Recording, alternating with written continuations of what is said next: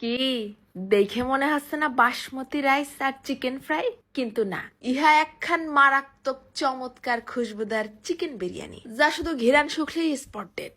ওরে বাবা, বাসমতি চাল আমার ঘরে ছিল, তাই দিয়েই দেখাচ্ছি। তোমাদের মন চাইলে তোমরা পোলাও চাল দিয়েও রেন দেখাতে পারবা না। শুধু বাসমতি চালটা ধুয়ে ভিজিয়ে রাখতে হয় 20-25 মিনিট, আর পোলাও চালটা ধুয়ে পানি ঝরায় রাখতে হয়। ব্যাস, এই যা। নিচি চামচ ভরে 1 চা চামচ আস্ত ধইনে, 1 চা চামচ আস্ত জিরে, 1 চা চামচ মৌরি, তারপর নিলাম পাতলা পাতলা দেখে 2 ইঞ্চি দুটো দারচিনি। এবার দিছি 4-5টা সবুজ এলাচ আর 2টো কালো এলাচ। ফেলাই দিলাম আর একটুখানি জয়ত্রী, হাফ চা চামচেরও কম খানিকটা গোলমরিচ, আরো 3টে-4টে লবঙ্গ ফেলাই দিয়ে একদম খালি কড়াইতে একটুখানি টাইলে গুঁড়ো করে নেব। ঘরোয়া মশলা দিয়েই বানাই ফেললাম ঘিরানালা ছাক্কা মশলা। কিডা এখন দৌড়ে যাবে বাজারতে বিরিয়ানির মশলা কিনতে? ভালো করে নিপিস করে ছাপা ছাপা করে গুঁড়ো করে নেওয়ার পর এক সাইড করে রেখে দিছি। 3 পোয়া চাল নিছি, আবার 1 কেজি মুরগির গোশ দিয়ে দিলাম। 2 টেবিল চামচ আদা বাটা, 2 টেবিল চামচ রসুন বাটা, প্রায় 4 টেবিল চামচের মতো টক দিয়ে দিছি আবার। এরপর ওই গুঁড়ো মশলা দিছি 3 ভাগের 2 ভাগ। মুরগি আমারে ডাইকে কাছে, তুই তো লবণ দিলি না, খাবি কি করে? ও তাই তো। তারপর আবার ঠাস করে ফেলাই দিলাম খানিকটা নুন। এরপর বিশ্রাম নিতে রেখে দিলাম 20 মিনিটের মতন। এইবার কড়াইয়ের মধ্যে ঢেলে দিলাম 1 কাপ সয়াবিন তেল। ফোড়নে দিচ্ছি 2টো স্টার মশলা আর 1টা জয়ফলের অর্ধেকটা। ঘিরান যা একটা বেরোবে নে।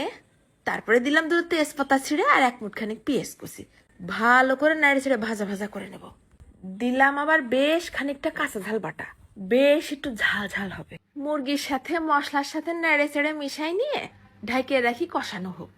মুরগিতে পানি বেরোয়, সেই পানি শুকিয়ে যেই ভুনা ভুনা তেল উঠা উঠা কষা কষা ভাব হবে, তখনই ঘপ ঘপ করে ঢেলে দেবো চালের ডবল দুধ।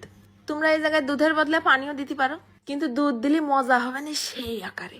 এইবার দুধের মধ্যে মুরগিটা সিদ্ধ করে নেব প্রায় 10-15 মিনিট। এরপর পানিতে বড় বড় মশলা সহ মুরগিটা থেকে থেকে তুলে রেখে দিচ্ছি, তাতে করে বিরিয়ানি খাওয়ার সময় কেউ ডিস্টার্ব করবে না। এবার ঢাইলে দিলাম পানি ঝরাই নিয়ে বাসমতি চাল।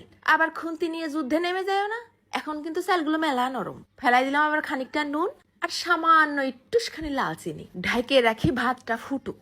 যে এইরকম পানি শুকিয়ে গা মাখা হয়ে আইছে, তখন আবার দিয়ে দেবো 3-4 ফুটা বিরিয়ানির সেন্ট।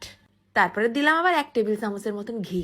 এরপর আর কোনো কাজ নেই, হালকা পাতলা নেড়ে চেড়ে পাতিলের নিচে একটা গরম তাওয়া দিয়ে 10-15 মিনিটের জন্য কম আছে দমে দিতে হবে। এইবার নিচে 1 কাপের মতন কর্নফ্লাওয়ার, তার মধ্যে ফেলাই দিলাম হালকা পাতলা শুকনো ঝালের গুঁড়ো আর একটুখানি নুন।